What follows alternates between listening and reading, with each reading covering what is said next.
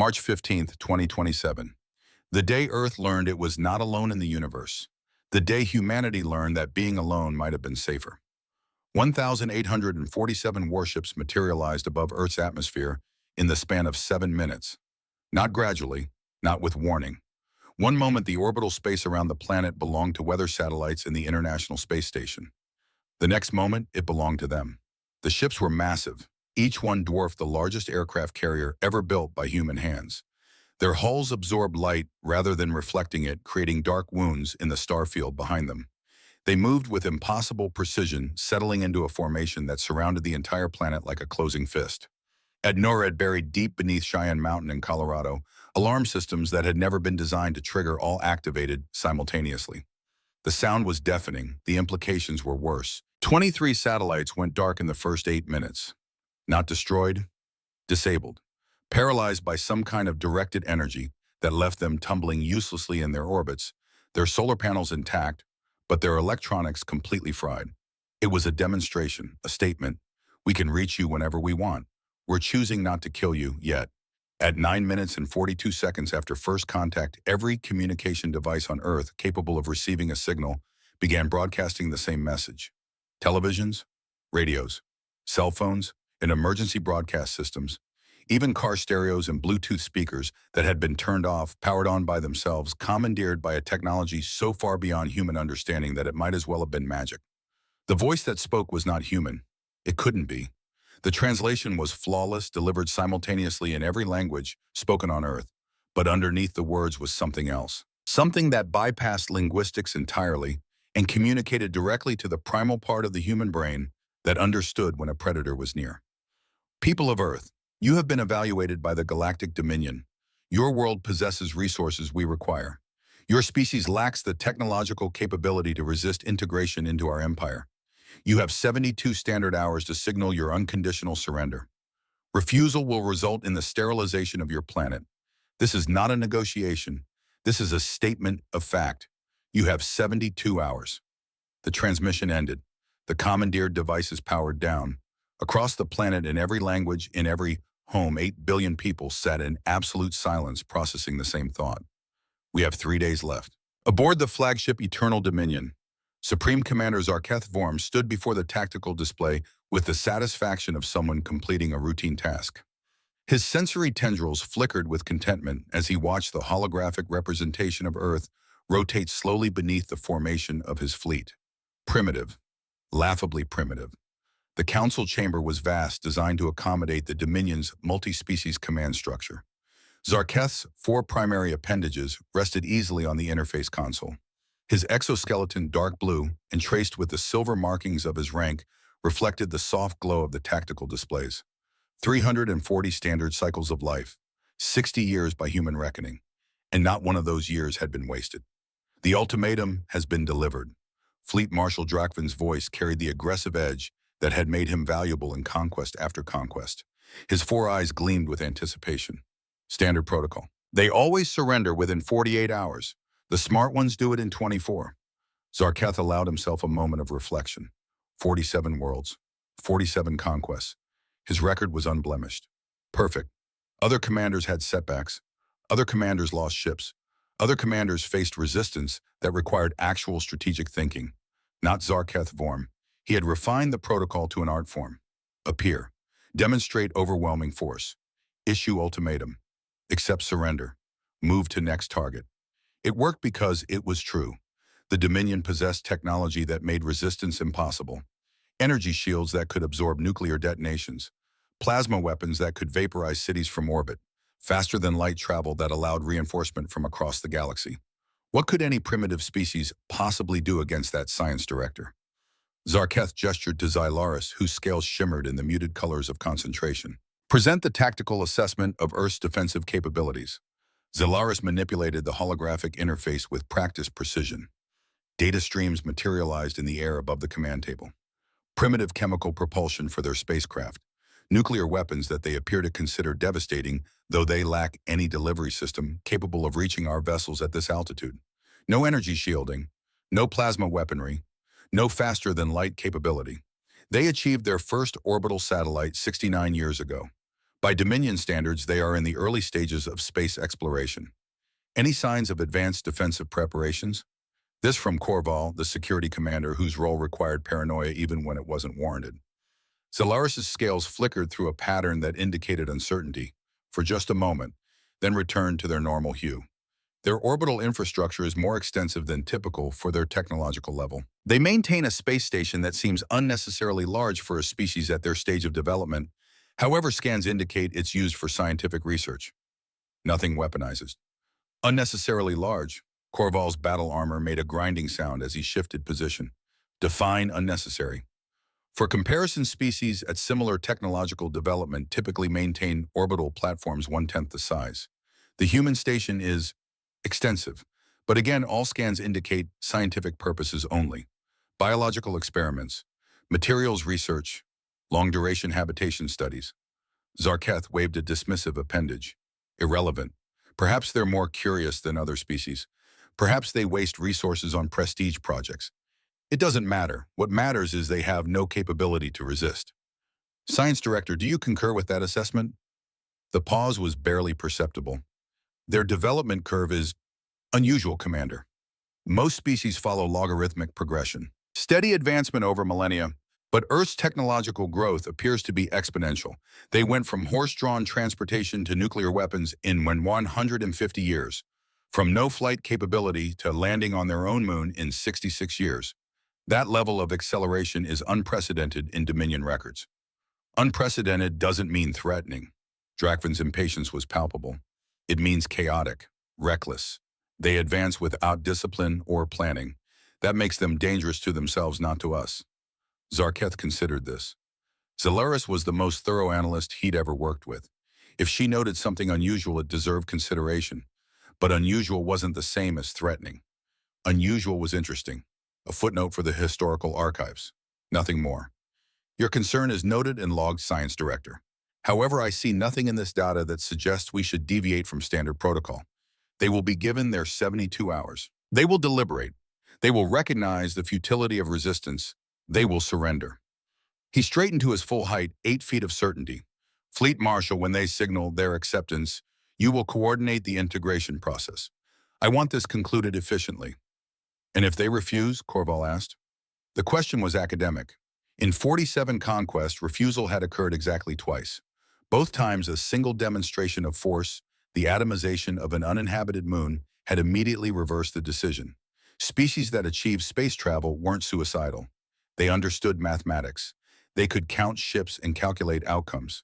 If they refuse, Zarketh said calmly, we will demonstrate our capabilities by destroying their largest city.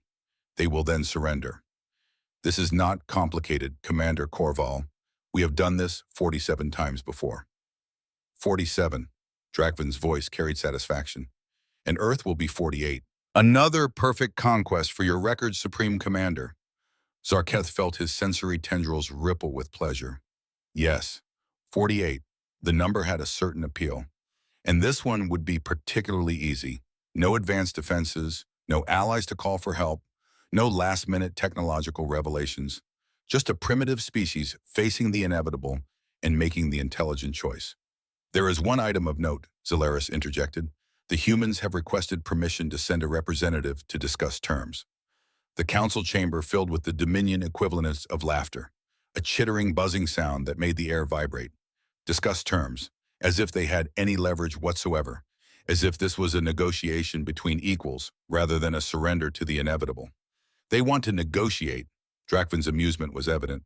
What exactly do they think they have to negotiate with?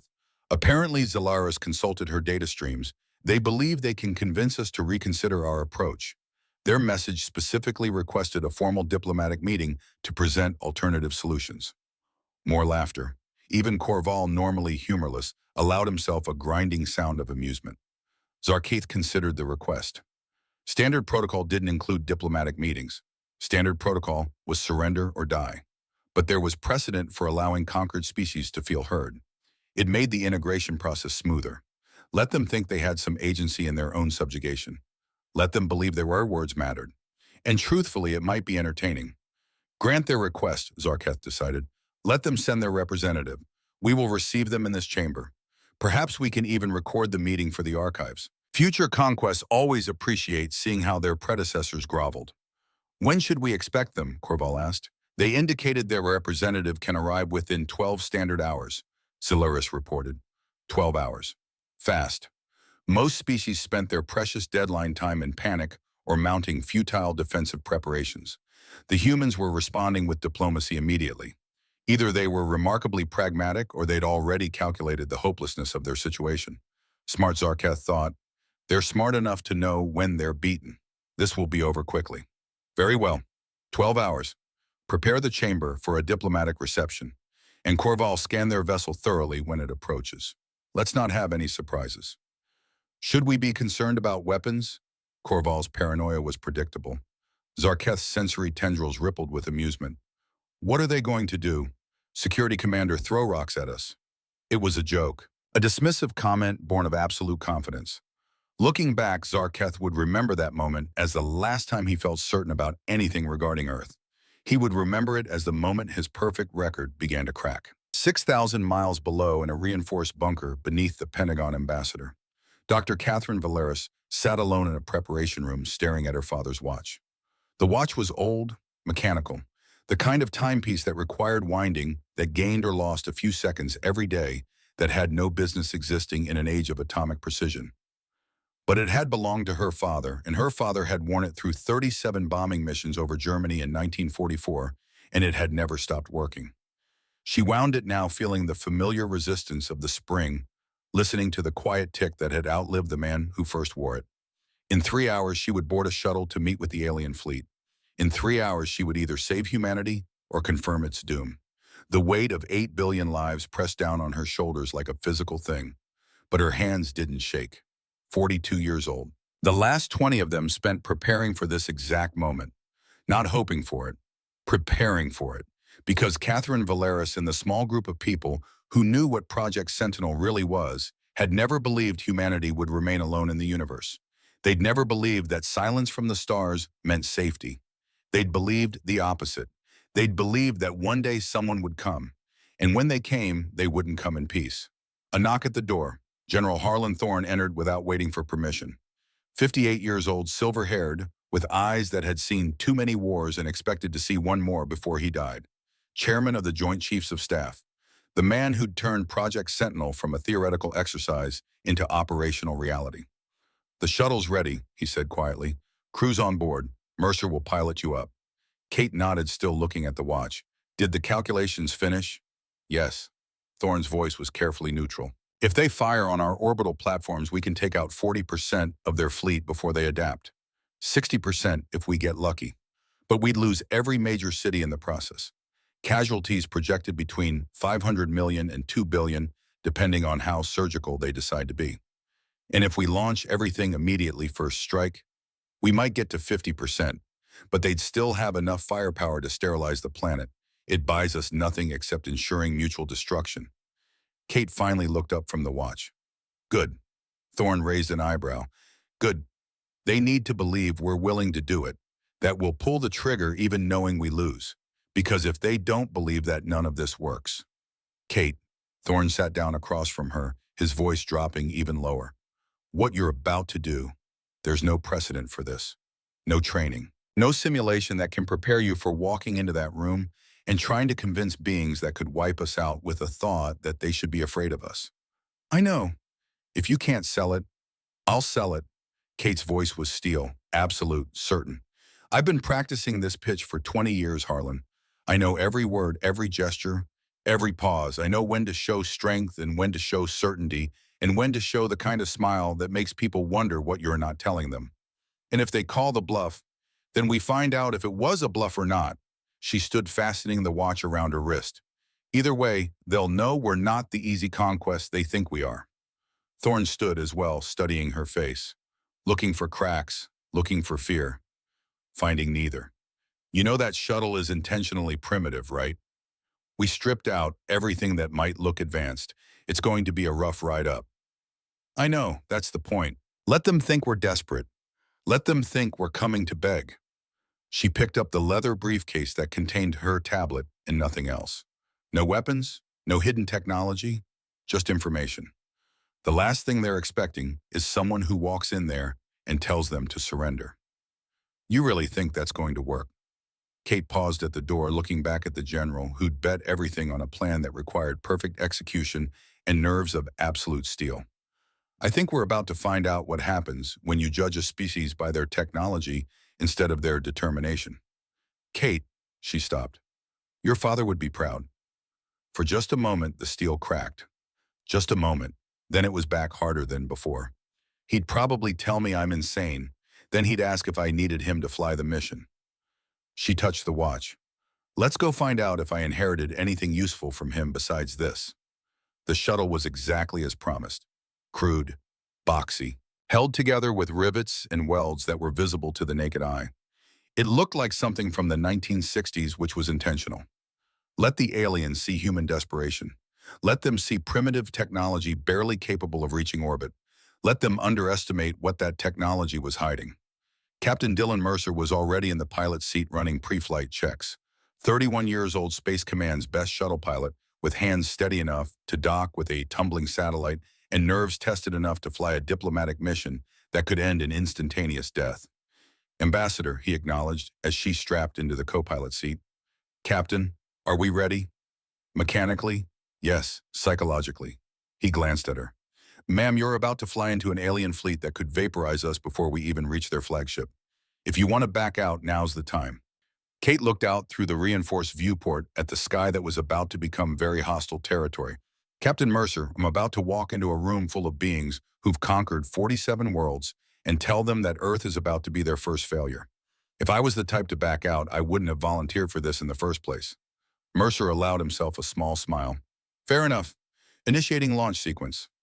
The shuttle lifted off with the grace of a brick thrown skyward. Intentional. Everything about this approach was intentional. Looked primitive, looked desperate, looked like a species that knew it was beaten and was trying one last futile gambit. And then when they were least expecting, it showed them what desperation had built in 30 years of preparation. The journey to the flagship took 47 minutes, long enough for Kate to review her tablet one final time, memorizing numbers she already knew by heart. 2,340 kinetic kill vehicles, 847 orbital nuclear platforms. Targeting solutions calculated to 17 decimal places. 30 years of work, trillions of dollars disguised as space exploration. The largest covert military operation in human history, all of it depending on whether she could sell the most important lie of her life. Or was it a lie that was the beautiful part? The part that would make this work if anything would. She wasn't entirely sure herself what was real and what was theater. And if she wasn't sure, how could they be? The flagship loomed ahead, massive, dark, absorbing light like a wound in space. The shuttle looked like an insect approaching a whale. Docking clearance received, Mercer reported. They're bringing us in with a tractor beam. I have no control. Expected, let them think they're in control. The shuttle was pulled into a docking bay that could have held 50 vessels its size. The bay doors closed behind them with the finality of a tomb ceiling. Through the viewport, Kate could see shapes moving in the shadows. Alien shapes. Armed. Last chance to reconsider, Mercer said quietly. Kate unfastened her restraints and picked up her briefcase. Captain, if I'm not back in 2 hours, execute Protocol Terminus. Mercer's face went pale. Protocol Terminus was the last option. The one that meant Kate was dead and negotiations had failed and humanity was going to take as many of them down as possible before the end. Ma'am, 2 hours, Captain. Not 1 minute more. She opened the shuttle door and stepped into alien territory. The docking bay was cold. The air had a strange smell like ozone and something organic she couldn't identify. The shapes she'd seen through the viewport resolved into security officers, heavily armed. Their armor gleamed under harsh lighting that seemed designed to intimidate. One of them approached, 8 feet tall, 4 arms covered in some kind of exoskeleton that might have been biological or might have been armor. Impossible to tell. When it spoke, its voice was translated by technology Kate couldn't see. Ambassador Valeris, you will be escorted to the council chamber. You will not deviate from the designated route. You will not touch any ship systems. Compliance is not optional. Understood. Kate's voice was steady, calm.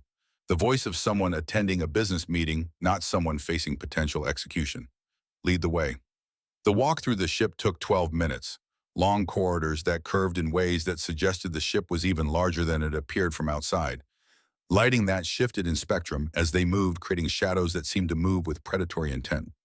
Alien crew members stopping to stare at the human who was either very brave or very foolish. Kate kept her eyes forward, her pace steady.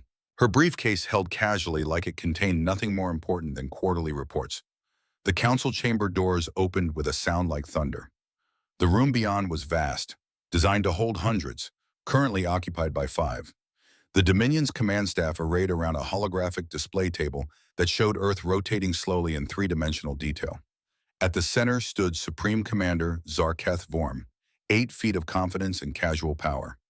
His sensory tendrils flickered in patterns Kate couldn't interpret. His 4 eyes tracked her approach with the attention of a predator evaluating prey.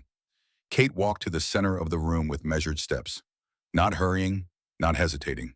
When she reached a position directly across the table from Zarketh, she stopped, set down her briefcase, extended her hand in the human gesture of greeting, knowing they wouldn't understand it, but doing it anyway, and smiled. "Hello," she said, her voice clear and steady, through whatever translation technology the Dominion used. "I'm Dr. Catherine Valeris, United States Department of State. Thank you for agreeing to meet with me." The silence that followed was absolute. The aliens stared at her with something approaching disbelief. This tiny creature, barely reaching the mid-thorax of the shortest being in the room, unarmed, unarmored, alone, was thanking them. Zarketh's sensory tendrils twitched in a pattern that might have been confusion. "Ambassador Valeris, you understand the situation your world faces?" "Yes, Commander. Total surrender within 60 hours or complete annihilation." "I understand perfectly." Her smile didn't waver.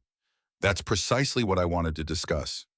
"There is nothing to discuss," the aggressive one said. Drakvin, according to the briefing materials, Fleet Marshal, impatient, dangerous when his pride was wounded. "Your species will submit to Dominion authority or you will be eliminated. These are your only options." Kate turned to face him directly, that smile still in place. That terrible, confident smile that suggested she knew something they didn't. "Fleet Marshal Drakvin, with all due respect to your 47 conquests and your impressive service record, I think you've fundamentally misunderstood the situation." The temperature in the room seemed to drop. "Misunderstood." Zarketh's voice carried a note of something that might have been curiosity or might have been the first hint of concern. Kate opened her briefcase, pulled out her tablet, set it on the holographic table. With a gesture, she activated it, and a star map appeared in the air above the table. Earth at the center, the Dominion fleet surrounding it, and beyond that in colors they would recognize the extent of their empire. "Yes, Commander, you see you've given Earth 72 hours to surrender. I'm here to offer you a counter-proposal." She met his eyes with absolute certainty. "You surrender to us within the next 72 hours, or we dismantle the Galactic Dominion piece by piece." The chamber went silent, not the anticipatory silence before violence, not the thoughtful silence of beings processing new information.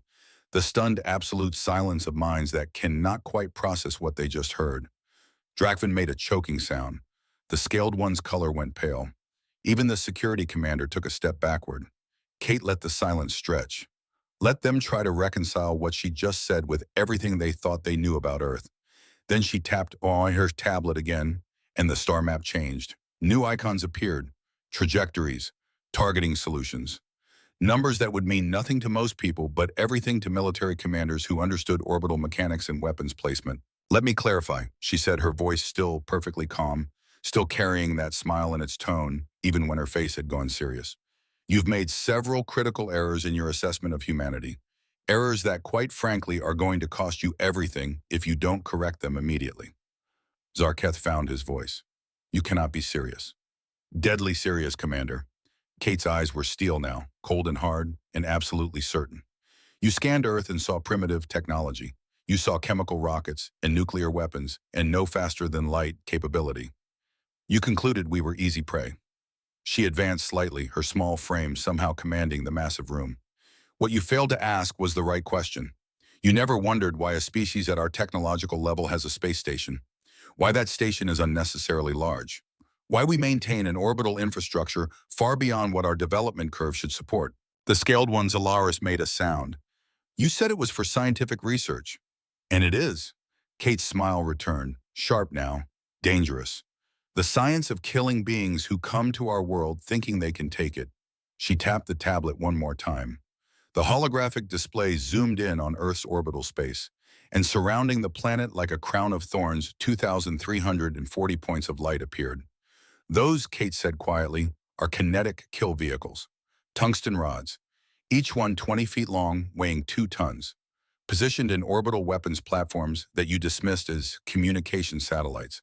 No explosives, no power source, no energy signature that your scans would register as a threat. She looked at each of them in turn. Just mass and velocity, and gravity doing what gravity does best. We call them rods from God. Drop one from orbit, let physics handle the rest, and it hits with the force of a small nuclear weapon. No radiation, no fallout, just kinetic energy turning matter into plasma. Zarketh's sensory tendrils had gone completely still. You're lying. Am I? Kate's voice was ice. Science Director Zalaris, review your scans of our orbital satellites. Look specifically for dense metallic cores. Look for mass distribution that's inconsistent with communication equipment. Look for positioning that creates overlapping fields of fire covering approach vectors to our planet. She could see it happening. See Zalaris pulling up data. See the color draining from her scales. See the moment realization hit. They're there, the science director whispered. The mass signatures. I dismiss them as structural components. But if they're weapons, Kate confirmed. 2,340 of them. We've been building them for 30 years. And you never noticed because you were looking for sophisticated threats. You never considered that humans would weaponize gravity itself. The silence was different now. Heavier. Weighted with implications. That's barbaric, someone said. That's human, Kate corrected. We've been preparing for this moment since we first looked up at the stars and realized we weren't alone. We knew eventually someone would come. Someone always does. So we prepared. She straightened small but somehow dominating the room through sheer force of presence. Now, shall I tell you about the 847 nuclear warheads we have pointed at your fleet? Or should we discuss why you're going to accept my terms and withdraw peacefully? Zarketh stared at this impossible creature. This tiny being who had walked into his council chamber and systematically destroyed everything he thought he knew about Earth. His perfect record was cracking. And Catherine Valoris was just getting started. The holographic display cast strange shadows across Kate's face as she watched the aliens process what she just revealed. 2,340 points of light surrounded Earth like a defensive constellation, each one a weapon that had been hiding in plain sight for 3 decades. Zarketh's sensory tendrils had gone completely rigid, a defensive posture according to the xenobiology briefings Kate had studied. The Dominion commander was experiencing something he hadn't felt in a very long time. Uncertainty. Even if what you claim is true, he said carefully, each word measured, kinetic weapons are limited in scope. They require precise targeting. It can be evaded. You cannot threaten our entire fleet with orbital platforms designed to strike planetary targets. Kate's smile widened slightly. You're right, Commander. Kinetic weapons are best suited for surface targets, city-sized targets, stationary installations. She paused, letting the implication hang. That's why they're just Tier 1. She tapped her tablet. The holographic display shifted. New icons appeared in Earth's orbital space, smaller, more numerous, arranged in patterns that overlapped and intersected like a 3-dimensional net. 847 orbital nuclear platforms, Kate said quietly. Intercontinental ballistic missiles retrofitted with orbital thrusters and guidance systems. Each one equipped with a 15-megaton warhead. Each one currently locked onto a specific ship in your fleet. The silence was broken by Corval, the security commander, manipulating his own interface with movements that were too fast, too urgent. Numbers cascaded across his display. Trajectories, intercept calculations, probability matrices. His armor made a grinding sound as he froze. Confirmed, I'm detecting targeting locks. Multiple locks per vessel. Our flagship alone has 12 separate signatures. 12, Kate confirmed. Redundancy commander. In case you manage to shoot down the first 11. Though I should mention our projections suggest your point defense systems will intercept approximately 60% of our missiles. Maybe 65% if you're very, very good. Drakvin's voice was strained. That still leaves 35 to 40% impact rate, Kate finished, which by our calculations means you lose approximately 40% of your fleet before you fire a single shot in retaliation. 800 ships, gone. Just like that. She snapped her fingers. The sound was sharp in the massive chamber. Your empire loses half its strike force to a species that hasn't even achieved faster than light travel. Zolaris's scales were flickering through colors Kate had never seen in the briefing materials. Distress. Deep distress. This is... this is insane. You would sacrifice yourselves, destroy your own planet in a nuclear exchange. In a heartbeat, Kate said, and there was no smile now. Just cold, absolute certainty. Humanity has a saying, science director. If we're going down, we're taking you with us. We don't surrender. We don't submit. We fight until there's nothing left to fight with. And then we fight with whatever remains. She advanced a step closer to the holographic display. Her small frame cast a long shadow across the representation of Earth. You study species before you conquer them, don't you? You analyze their psychology, their decision-making patterns, their willingness to accept inevitable defeat. Another step. What did your analysis of humanity tell you, Commander Vorm? Zarketh didn't answer immediately. When he did, his voice carried a note of something that might have been respect or might have been the first hint of fear. That you are fractious, divided, prone to internal conflict. That you lack the unity necessary for coordinated resistance. And that analysis was based on what? Our broadcast entertainment, our news media, the public-facing image we present to ourselves. Kate's laugh was short, sharp. Commander, you made the same mistake every conqueror makes. You assumed that because we fight amongst ourselves, we won't fight others. You failed to understand that we fight each other because we don't have anyone else to fight. Give us a common enemy and we unify faster than any species you've ever encountered. She pulled up new data on her tablet. Images began appearing in the holographic display. Military installations, naval fleets, ground forces, space assets, all bearing the flags of different nations, different alliances, different ideologies that should have made cooperation impossible. 72 hours ago, you broadcast your ultimatum. Within 6 hours, every major nation on Earth had suspended all hostilities with each other. Trade disputes resolved. Territorial conflicts frozen. Political divisions set aside. We formed a unified planetary command structure in less than 12 hours. Commander Vorm, it took you longer to achieve unity in this council chamber than it took humanity to unite an entire planet. Drakvin made a dismissive gesture. Panic, desperation, it won't last beyond the immediate crisis. You're right, it won't. Kate's voice was ice. But it doesn't need to last. It only needs to last long enough to ensure that if we die, you die with us. That's the beauty of mutually assured destruction, Fleet Marshal. It's a doctrine we perfected during our Cold War. The basic principle is simple. If you have the power to destroy me, and I have the power to destroy you, and we both know that neither of us can win, then nobody fights. She looked at each of them in turn, making eye contact, making sure they understood the weight of what she was saying. Except we adapted it for space warfare. We adapted it for a scenario where the enemy has technological superiority, where we can't win through strength alone. So we made sure that winning would cost you everything. Korval's voice was barely above a whisper. You're holding us hostage. No, Commander, we're giving you a choice, a rational choice between survival and mutual annihilation. Kate's tablet chimed. She glanced at it, then back at the aliens. But there's something else you need to understand, something that makes this situation even more complicated than you realize. The holographic display changed again. This time it showed a network, communication relays, broadcast stations, automated satellites positioned beyond Earth's orbit, data streams spreading outward from Earth like ripples in a pond. If you attack us, Kate said slowly, deliberately, making sure every word landed with full impact. Our final action before our civilization is destroyed will be to broadcast every single technical specification for every weapon system I've described.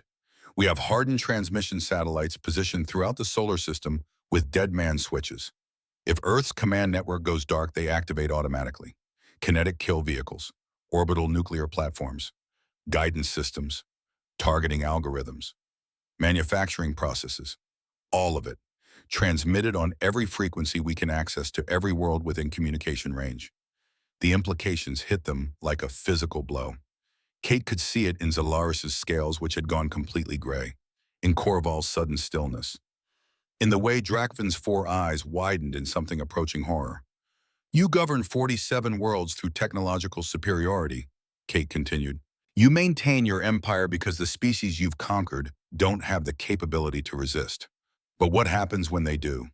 What happens when every subjugated world suddenly has access to weapons that can threaten your ships? Weapons that require no advanced technology to build, just mass velocity and basic orbital mechanics. Zarketh's voice was strained. You would destabilize the entire galactic order. We would give every conquered species the same choice you're giving us. Surrender or fight. Except now they can fight. Now they have weapons. Now your empire faces not one resistance, but dozens. Maybe hundreds if the knowledge spreads far enough.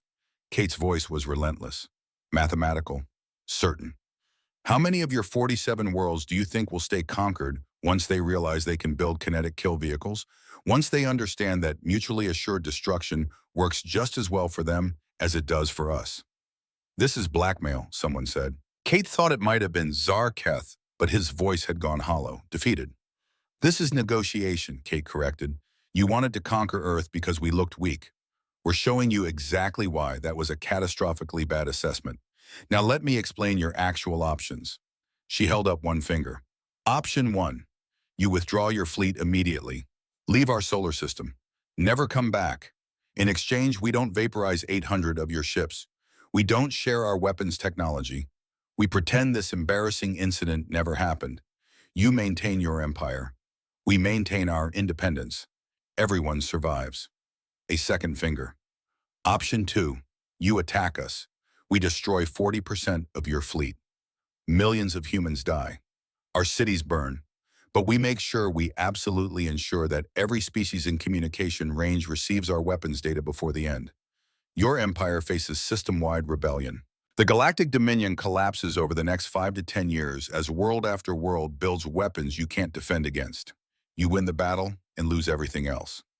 A third finger. Kate's smile returned, that terrible, confident smile that suggested she was enjoying this far too much. Option 3. You surrender to us. Acknowledge that humanity is not to be conquered. Sign a mutual defense pact. Share your faster-than-light technology. In exchange, we help you maintain order in the Dominion. Because here's the thing, Commander, we are really, really good at warfare. Frighteningly good. We've been practicing on each other for thousands of years. Imagine what we could do with your technology and our strategic doctrine. Zarketh stared at her, at this impossible creature who had walked into his war council and systematically dismantled 47 conquests worth of certainty. You're insane. Probably, Kate agreed cheerfully, but I'm also right, and you know it. Every calculation you're running right now is showing you the same result. You can't win this. Not in any way that matters. She checked her father's watch. The mechanical movement was steady, reliable, just like the man who'd worn it through 37 bombing missions and come home to tell his daughter stories about courage in the face of impossible odds. You gave us 72 hours to surrender, Commander. I'm giving you 72 minutes to decide which option you're going to choose. I suggest you use them wisely. The silence that followed was absolute, the kind of silence that comes when beings who've never experienced defeat suddenly understand what it feels like to be outmaneuvered, outthought, outsmarted by a species they dismissed as primitive. Kate picked up her tablet, placed it back in her briefcase with movements that were casual, unhurried, as if she'd just concluded a routine business meeting instead of threatening the most powerful military force in the known galaxy. Oh, and Commander Vorm, one more thing. Zarketh's sensory tendrils twitched. Yes, Kate's smile was sharp enough to cut. Everything I've told you today, the kinetic weapons, the nuclear platforms, the information bomb, that's what we're willing to tell you. That's the technology we don't mind you knowing about. The capabilities we've revealed, because revealing them serves our strategic purpose. She let that hang in the air for 3 full seconds. Long enough for them to understand. Long enough for the implications to sink in. Imagine, she said softly, what we're keeping secret. Then she turned and walked toward the exit. Her footsteps echoed in the massive chamber. Steady, certain, the sound of someone who'd just played the most important hand of her life and knew she'd played it perfectly. At the doorway, she paused, looked back over her shoulder. 72 minutes, Commander. The clock starts now. The doors closed behind her with a sound like thunder. For exactly 12 seconds, nobody in the council chamber moved. 12 seconds of absolute stillness, while 5 of the most powerful beings in the Galactic Dominion tried to process what had just happened. Then Drakvin exploded. This is ridiculous! His voice was rage and wounded pride, and the fury of someone who'd just been humiliated by a creature a third his size. We're allowing ourselves to be intimidated by a single unarmed primitive. We have the most powerful military force in 7 sectors. We should vaporize their planet and be done with it, and lose 800 ships in the process.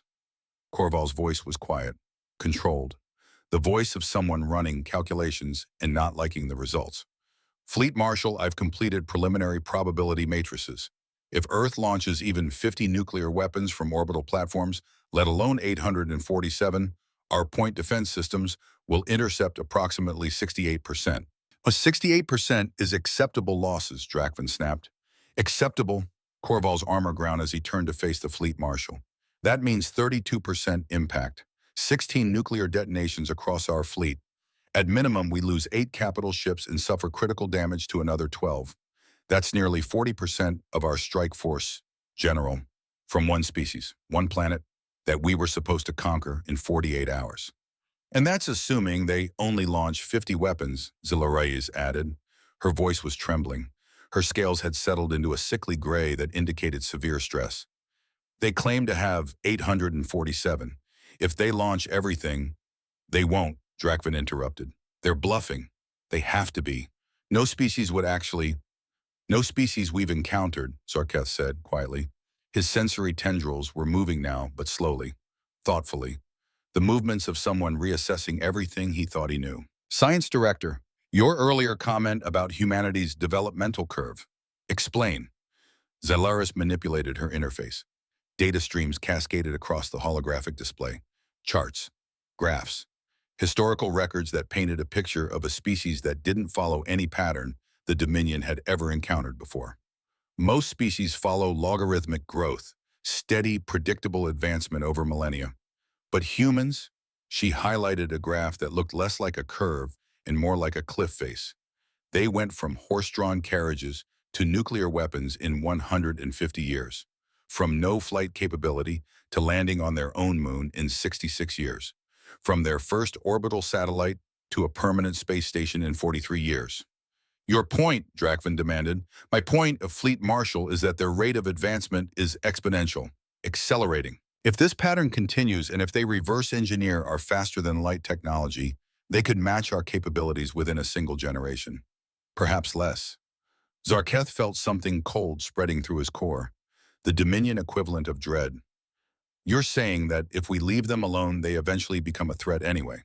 I'm saying humanity is already a threat. We simply failed to recognize it because we were measuring them against our own developmental standards. By our metrics, they should still be struggling with basic spaceflight. Instead, they've weaponized their entire orbital space and developed a military doctrine based on the assumption that they will eventually face superior forces. They've been preparing for us, Corval said softly. Not for some theoretical future conflict. They've been specifically preparing for the moment when a technologically superior force would attempt conquest. It explains their nuclear arsenals, Zarketh mused. His mind was racing now, connecting pieces that should have been obvious from the start. They maintain weapons capable of destroying their own planet multiple times over. What species does that unless they're planning to use them against someone else? A species that expects to be attacked, Zelaris answered. A species that has studied their own history and concluded that the strong always prey on the weak. So they made themselves strong enough that the cost of predation would be unacceptable. Drakvin was pacing now, his forelegs carrying him in agitated circles around the holographic display. So what do you propose, Commander, that we simply surrender? Accept humiliation, allow a primitive world to dictate terms to the Galactic Dominion. I propose we consider the actual strategic situation instead of reacting with wounded pride. Zarketh's voice was sharp, cutting through the Fleet Marshal's posturing like a blade. Ambassador Valeris gave us 3 options. Let's analyze them rationally. He pulled up a new display. 3 scenarios laid out with brutal clarity. Option 1, we withdraw.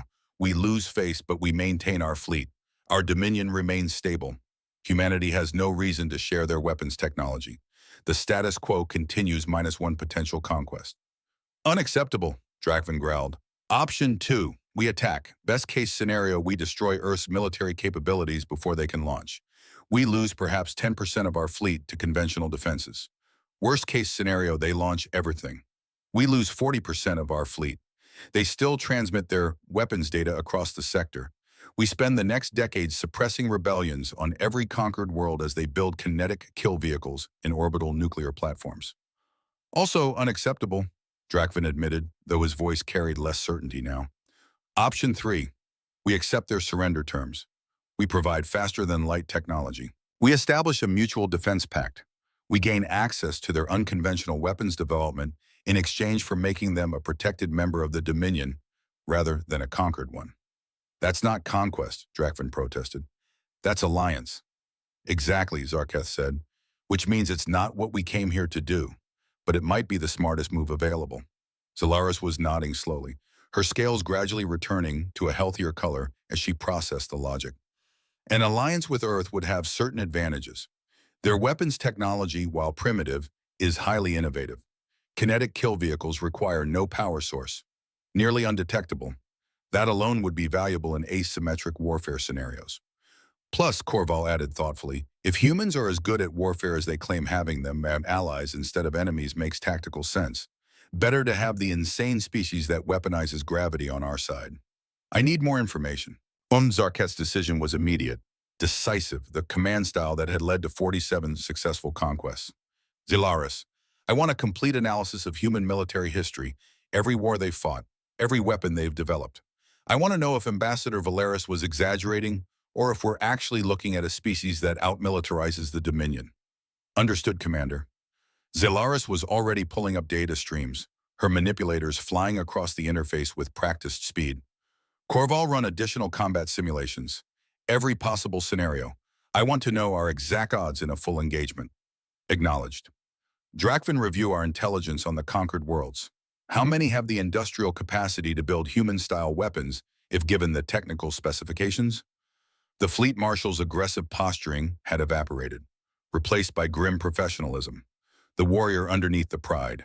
At least 23 worlds have sufficient manufacturing infrastructure, more if they cooperate with each other.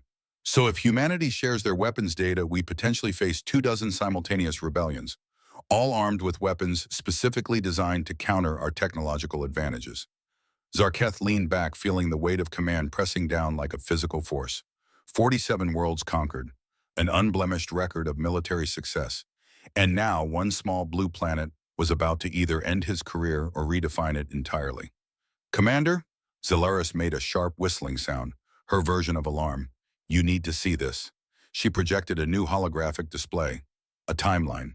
Thousands of data points representing human military conflicts across 5,000 years of recorded history. Zarketh watched transfixed as the pattern emerged. They've been in a state of warfare for 92% of their recorded history.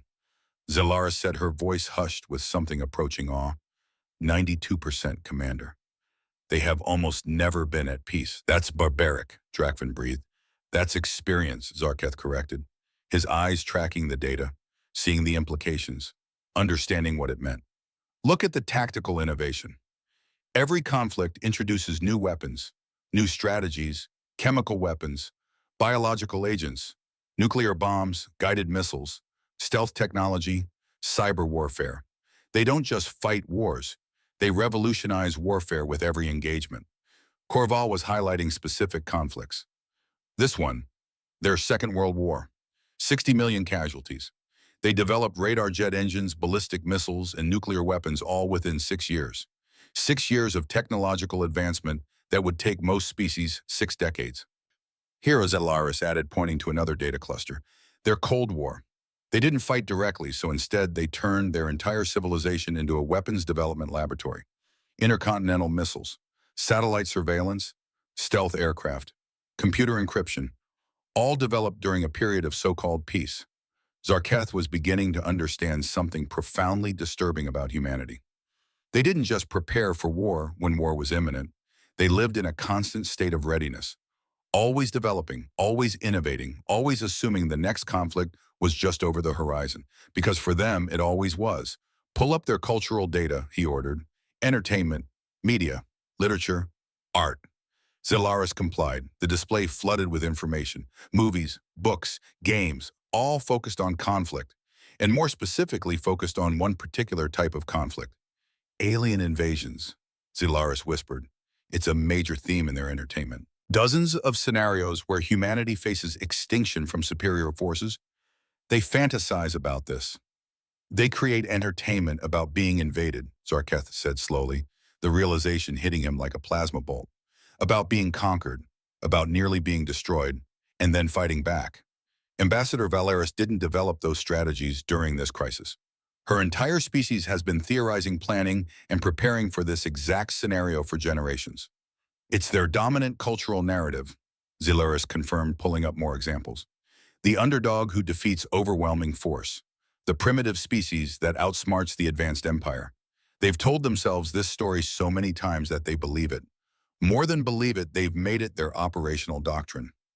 Drakvin had stopped pacing. He was staring at the cultural data with something that looked like horrified fascination. We picked a fight with a species whose favorite pastime is imagining how to defeat us. Worse, Zarketh said.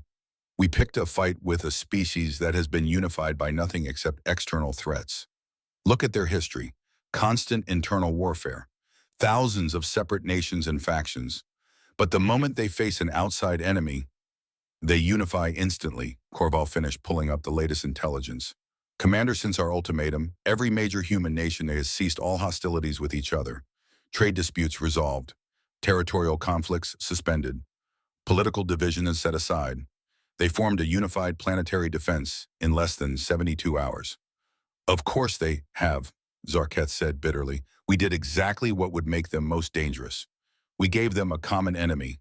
We turned 8 billion fractious, divided, competitive humans into a single unified force with one goal: our defeat. A chime sounded, soft but insistent. Corval checked his display. 42 minutes elapsed since Ambassador Valeris's departure. 30 minutes remaining. 30 minutes to make a decision that would determine the fate of the Dominion. 30 minutes to choose between pride and pragmatism, between maintaining an image of invincibility and ensuring actual survival. Zarketh looked at his command staff, saw his own uncertainty reflected in every face. Combat simulation results. Now. Corval pulled up the data with movements that were reluctant, resigned. In every scenario where we initiate hostilities, we suffer unacceptable losses. Even our best-case projections result in 30% fleet casualties. Worst-case scenarios project total fleet annihilation. How? Drakvin demanded. They're primitives. They're primitives who fight dirty, Corval corrected. The simulations account for conventional warfare, but humans don't fight conventionally. According to their military history, they employ tactics like kamikaze attacks, suicide bombings, scorched earth policies. They will sacrifice everything to win. Or rather, he paused, making sure they understood. To make sure their enemy loses.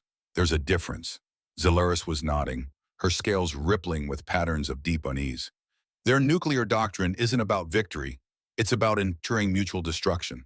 They're willing to fight if it means taking their enemy with them. That's not rational behavior. It's perfectly rational, Zarketh argued.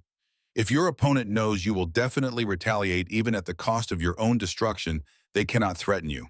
You become untouchable because the price of touching you is unacceptable. Ambassador Valeris wasn't bluffing when she said they'd fire everything. She was stating a mathematical certainty. 15 minutes remaining, the weight of it pressed down on all of them. 15 minutes to rewrite everything they understood about conquest, about power, about what it meant to be the dominant force in the galaxy. Zarketh made his decision. Option 3, he said finally. We accept their terms. The words hung in the air like smoke after an explosion. Option 3, we accept their terms. Drakvin's reaction was immediate, visceral. Commander, the Council will demand explanations. Our reputation will survive. Zarketh cut him off. His voice carried an edge of finality that silenced further protest. Our fleet might not. Besides, think about what we actually gain. Direct access to unconventional weapons technology. A military alliance with a species that specializes in asymmetric warfare. And most importantly, he paused, making sure they all understood. We avoid creating a precedent where conquered worlds realize they can resist us. Corval's armor made a thoughtful grinding sound. You mean we avoid giving them a template for rebellion? Exactly. If we crush Earth, every subjugated species sees their weapons data and starts building kinetic kill vehicles and orbital nuclear platforms. If we accept Earth as an ally, the other worlds see business as usual. The Dominion remains stable. We gain a dangerous partner instead of creating a dangerous enemy. Xylaris was reviewing the alliance terms that Kate had transmitted. Her scales had shifted to a cautious blue, hopeful but uncertain. The humans are requesting faster-than-light technology and full membership status in the Dominion. In exchange, they offer military consultation and technological cooperation on their weapon systems. Accept it, Zarketh decided. All of it. The High Council will demand justifications, a voice said. Velmara, the council representative who'd been silent until now, her concern was political, bureaucratic, the kind of worry that came from beings who'd never faced actual combat. How do we explain that we encountered a primitive species and chose alliance over conquest? We tell them the truth. Zarketh's voice was calm, certain. The voice of someone who'd made peace with a decision that would define the rest of his career. We tell them we encountered a species capable of inflicting catastrophic losses on our fleet, and instead of wasting resources in a Pyrrhic victory, we secured them as allies. Any council member who disagrees is welcome to come here and fight the humans themselves. Silence. The kind that comes when political calculation meets military reality and realizes it has no ground to stand on. 8 minutes remaining, Corval reported quietly. 8 minutes. Less time than it took to properly evaluate a diplomatic proposal. Less time than standard protocol required for fleet-level decisions. But Kate Valoris had given them 72 minutes and she'd meant it. The countdown wasn't symbolic. It was operational. A deadline with consequences. Zarketh straightened to his full height. 8 feet of command presence that had intimidated conquered species on 47 worlds. Send a transmission to Ambassador Valeris. Inform her that the Galactic Dominion accepts Earth's terms. We will sign a mutual defense pact and provide the requested technology. In exchange, Earth will maintain operational security regarding their weapon systems and provide military consultation as needed. Xylaris hesitated. Just for a moment. Commander, are we certain this is wise? Once they have faster-than-light technology, they'll spread throughout the galaxy. In a generation, maybe 2, they could rival the Dominion itself. I know, Zarketh said quietly. His sensory tendrils moved in patterns of resignation, acceptance, understanding. But consider the alternative. If we attack them now, we create an enemy that will never stop, never forgive, never forget. They'll rebuild, they'll innovate, and eventually they'll come for us with weapons we can't even imagine yet. Better to have them inside the Dominion where we can monitor them, where we can benefit from their expertise, where their creativity serves us instead of destroys us. You're afraid of them, Drakvin said. It wasn't an accusation. It was an observation, a statement of fact from someone who was beginning to understand the same truth. Terrified, Zarketh admitted freely. The word felt strange. He'd conquered 47 worlds and never once admitted fear. But standing here looking at the data on humanity's capacity for violence and innovation and sheer stubborn refusal to accept defeat, fear was the only appropriate response. And that's exactly why this is the right decision. Fear is the appropriate response to a species that weaponizes gravity, that maintains enough nuclear weapons to sterilize their own planet, that considers mutually assured destruction to be a viable defensive strategy. 3 minutes remaining, Corval announced. Send the transmission, Zarketh ordered. Now. In the primitive shuttle docked within the Eternal Dominion's bay, Kate Valeris sat in the co-pilot seat with her eyes closed, not resting, calculating, running through scenarios in her mind with the precision of someone who'd wargamed this moment 10,000 times. Captain Dylan Mercer was watching the chronometer with the kind of attention usually reserved for countdown timers on explosives. 68 minutes elapsed, 4 minutes until Protocol Terminus. Protocol Terminus, the final option, the one that meant negotiation had failed and Earth was about to find out if 30 years of preparation was enough to survive first contact with a hostile galaxy. Kate had designed the protocol herself, had written the orders that would activate every weapons platform simultaneously, had calculated exactly how many Dominion ships would burn before Earth did. 40%, maybe 50 if they got lucky. And then 8 billion people would die knowing they'd taken 800 alien warships with them. Ma'am, Mercer said quietly, if they don't respond, they'll respond. Kate's voice was steady, absolute. They're running the same calculations we ran. They're seeing the same results. They'll respond. And if they decide to call our bluff, Kate opened her eyes, looked at the young officer who'd volunteered to fly her into the heart of an alien fleet knowing he might not come back. Then we find out if it was a bluff. The communication console chimed, once, sharp, insistent. Mercer's hand moved to the interface, paused. Incoming transmission from the flagship. It's It's addressed to you directly. Kate's heart was racing. She could feel it. The hammering pulse of adrenaline and fear and triumph all mixing together into something that felt like electricity in her veins. But her voice remained calm, professional. Accept the transmission. The view screen flickered. Zarketh Vorm's alien features resolved in holographic detail. His sensory tendrils were moving in patterns Kate had learned to read during her xenobiology briefings. Resignation, acceptance. The body language of someone who'd made a decision they didn't want to make but recognized as necessary. Ambassador Valeris. His voice carried through the translation matrix with perfect clarity. I hope you've had time to consider the gravity of what you've proposed. I've had 30 years to consider it, Commander. Kate's smile was small, controlled, not triumphant, not yet. I hope you've had time to consider your options. We have. A pause, long enough to be significant. The Galactic Dominion accepts Earth's terms. The words landed like a physical blow. Kate felt something in her chest release. Tension she'd been carrying for so long, it had become part of her baseline state. But she didn't let it show. Didn't let the relief reach her face. This was the moment that required absolute control, absolute professionalism.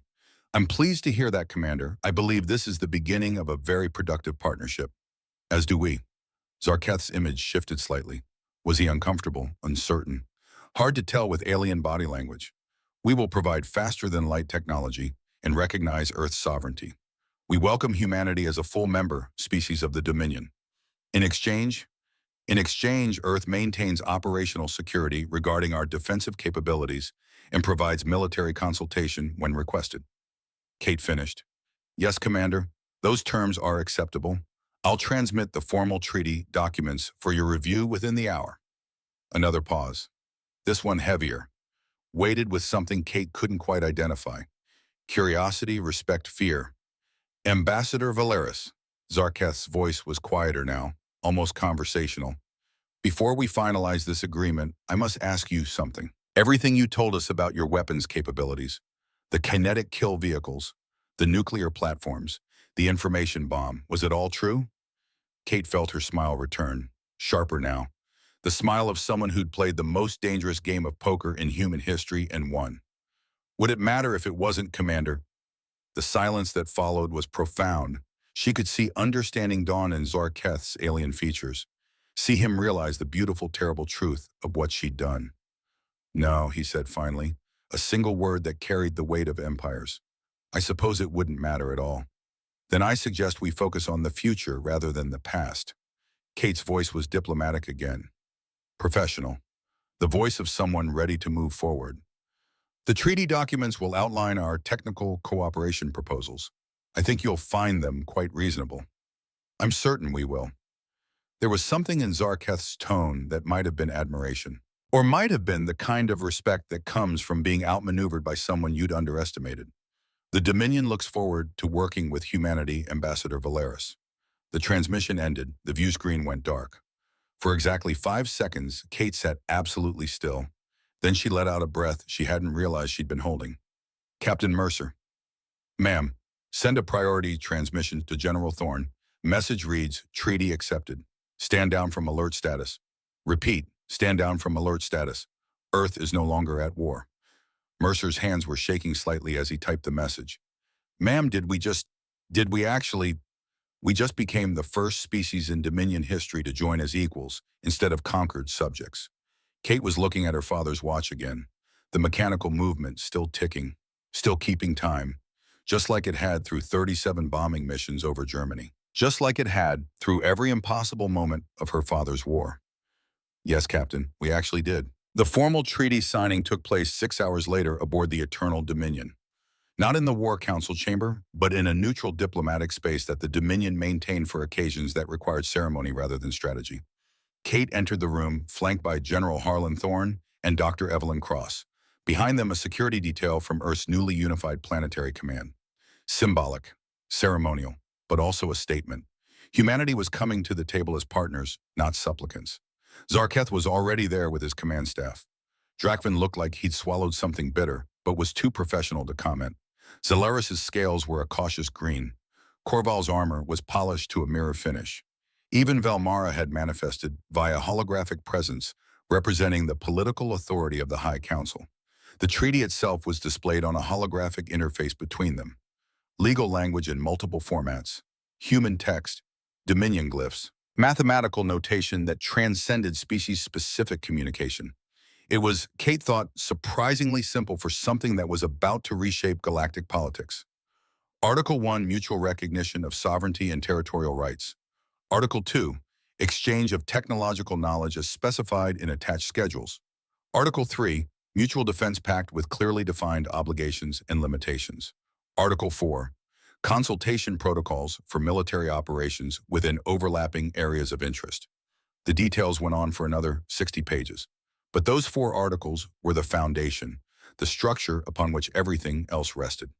Before we proceed, Zarketh said formally, I must state for the record that the Galactic Dominion enters this alliance of our own free will, recognizing Earth as a sovereign entity and humanity as equals within the interstellar community. Kate appreciated the phrasing. Equals, not subjects, not conquered peoples. Equals. It was a word that mattered, a word that would echo through every Dominion world when news of this treaty spread. And Earth, Kate responded with equal formality, enters this alliance committed to peaceful cooperation and mutual benefit. We seek partnership, not conflict. We offer our knowledge and capabilities in service of stability and security for all member species. The diplomatic dance continued for another 20 minutes. Statements, clarifications, assurances that both sides would honor the spirit and letter of the agreement. It was theater, necessary theater, the kind of performance that created legitimacy in the eyes of observers. Finally, Zarketh extended one of his 4 appendages toward the holographic interface. On behalf of the Galactic Dominion, I sign this treaty of alliance and cooperation. His gesture created a signature in light, a complex glyph that represented his authority and his commitment. Kate stepped forward, placed her hand on the interface. Her signature was simple by comparison, just her name in English script, but it carried the weight of 8 billion people behind it, the hopes of an entire species that had just taken its first real step into a larger galaxy. On behalf of Earth and all humanity, I sign this treaty. The holographic display flashed. The signatures merged, locked, became official in whatever distributed ledger system the Dominion used to track legal agreements across light years of space. It was done. The room erupted in the alien equivalent of applause. Chittering, cheering, buzzing, harmonic sounds that Kate's xenobiology training suggested meant approval or satisfaction, or perhaps just relief that a potential catastrophe had been averted. Zarketh approached her, extended his appendage again, this time not for a signature, but for what Kate recognized as the Dominion equivalent of a handshake, a gesture of respect between equals. She met it with her own hand. The contact was strange, alien, but also somehow significant, historic. The moment when 2 species that could have destroyed each other chose cooperation instead. You played a dangerous game, Ambassador Valorous, Zarketh said quietly enough that the translation matrix would keep it between them. You bet your entire planet on your ability to convince us that resistance would be too costly. And you made the intelligent choice, Commander Vorm. Kate's voice was equally quiet. You could have tested my claims, could have called what you thought was a bluff, but you calculated the worst and decided survival was more important than pride. Tell me truthfully. His sensory tendrils moved in patterns Kate still couldn't fully interpret. The weapons, the platforms, the threats of information sharing. How much of it was real? Kate's smile was enigmatic, carefully calibrated to give nothing away. Does it matter, Commander? You believed it was real. That belief changed your decision. That's all that matters. But you know what was real and what was theater. And that knowledge gives you power over this alliance. Over me. No, Commander. Kate's voice was gentle, almost kind. That knowledge gives us both uncertainty, because I'll never tell you what was bluff and what was capability. And that uncertainty means you'll always treat Earth as if every threat we made was absolutely real, which means we never have to prove it, which means we can maintain peace through mutual respect instead of through mutual destruction. Understanding flickered across Zarketh's alien features. You're using the same doctrine against me now. Mutually assured destruction doesn't require actual weapons. It only requires the belief that those weapons exist. Now you're learning. Kate's smile widened slightly. Welcome to Human Strategic Thinking, Commander. I think you're going to find our partnership very educational. The Dominion fleet began its departure from Earth orbit 6 hours after the treaty signing. 1,847 warships that had arrived as conquerors, leaving as what allies partners? Something more complicated than simple friendship, but less hostile than enemies. Kate watched from the observation deck of the International Space Station as the massive vessels moved away from Earth, their dark hulls creating moving shadows against the starfield. Beautiful in their own way, terrible, powerful, but no longer threatening. General Thorne stood beside her, his reflection visible in the reinforced viewport. You know they're going to spend the next decade trying to figure out what was real and what was bluff. Good, Kate said simply. Let them wonder. Let every species in the Dominion wonder. Let the uncertainty work for us instead of against us. But we do have the weapons. It wasn't a question. Thorne had been there from the beginning, had overseen the construction of every kinetic platform, every orbital nuclear installation. He knew what was real.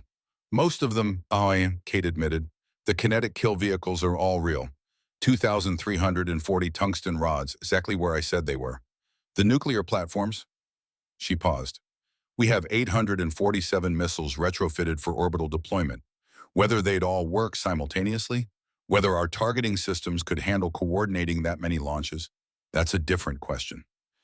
And the information bomb, the threat to broadcast our weapons specifications to every conquered world. Kate's smile was sharp. That protocol exists. We could trigger it. But whether the conquered worlds have the industrial capacity to actually build the weapons, whether they'd risk rebellion, even with the technical knowledge, that's uncertain. But Zarketh didn't know that. He couldn't afford to assume it was bluff. So we won by making them afraid of possibilities. We won by making them calculate the cost and realize they couldn't afford to pay it. That's not the same as bluffing. That's just good strategy. Kate turned away from the viewport. Besides, now that we have FTL technology, in 10 years, we really will be able to match them. The threat was always real. We just compressed the timeline in their minds. You gambled 8 billion lives on psychological warfare.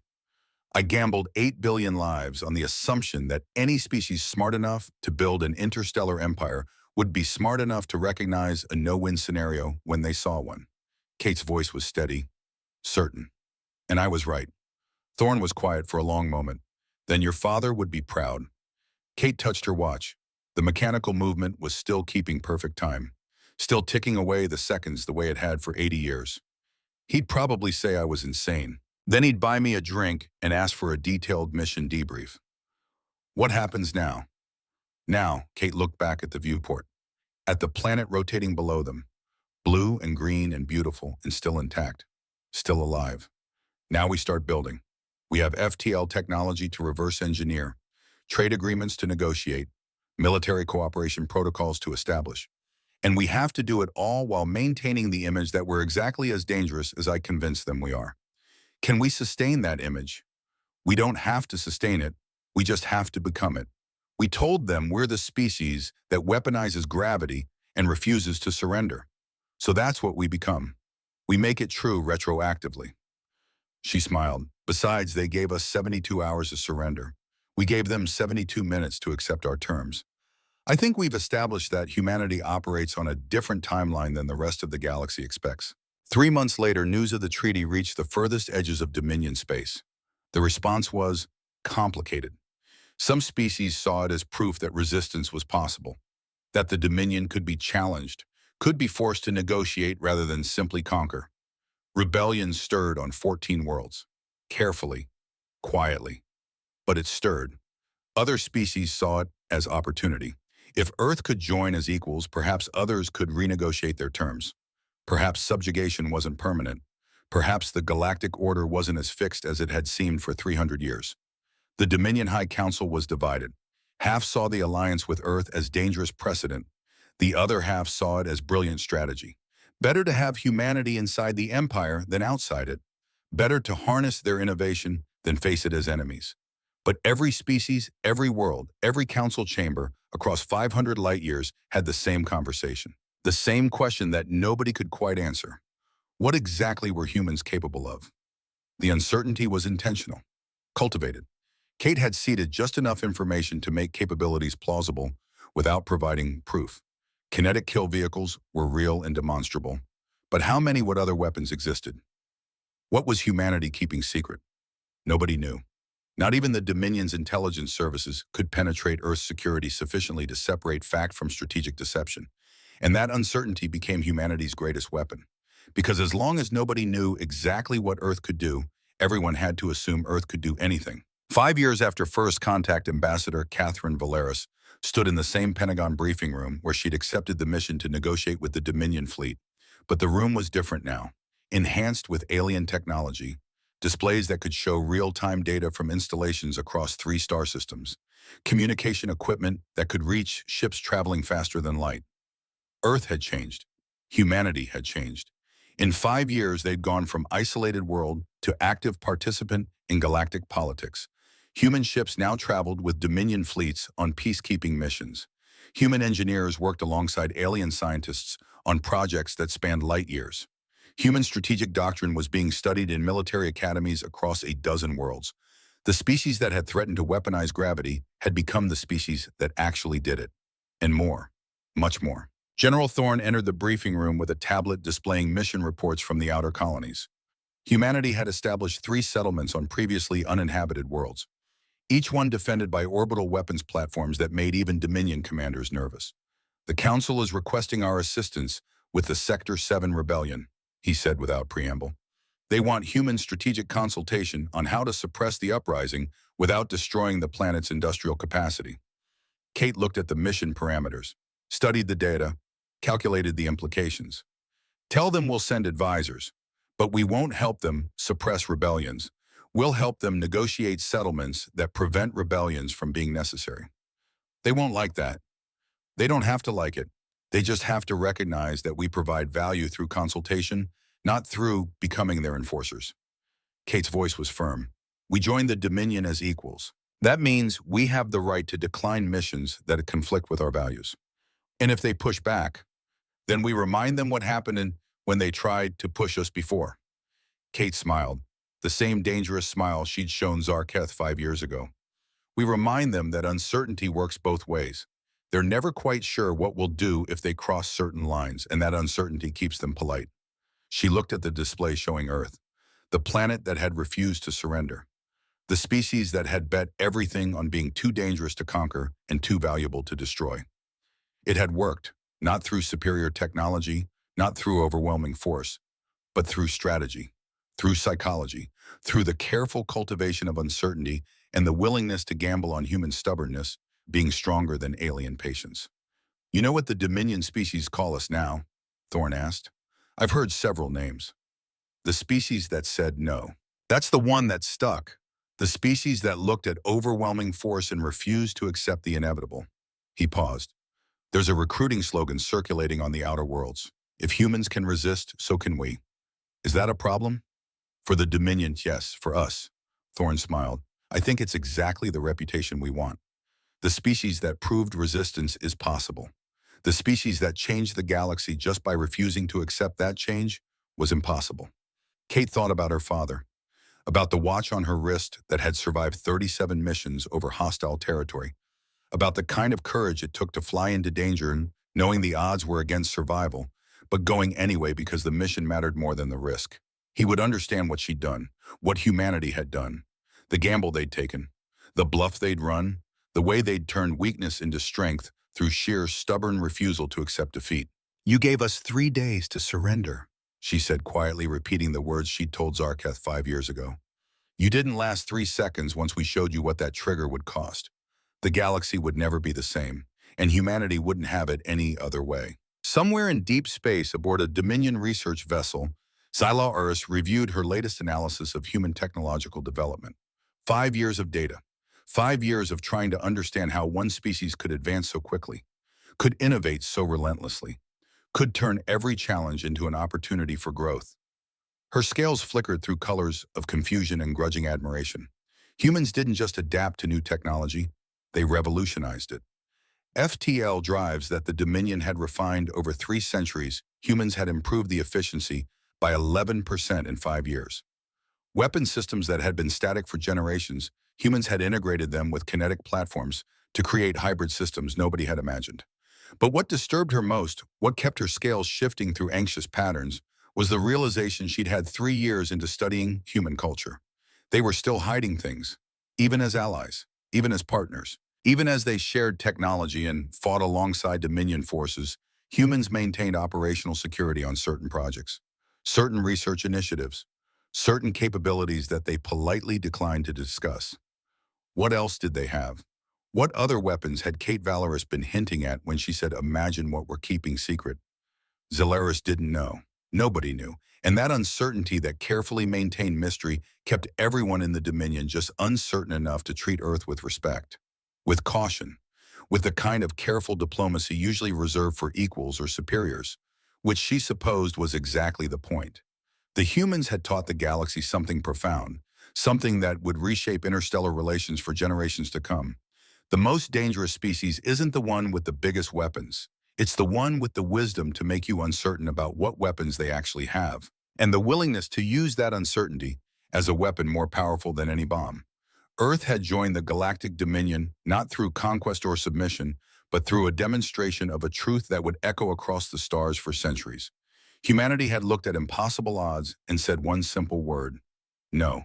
And somehow impossibly, that had been enough.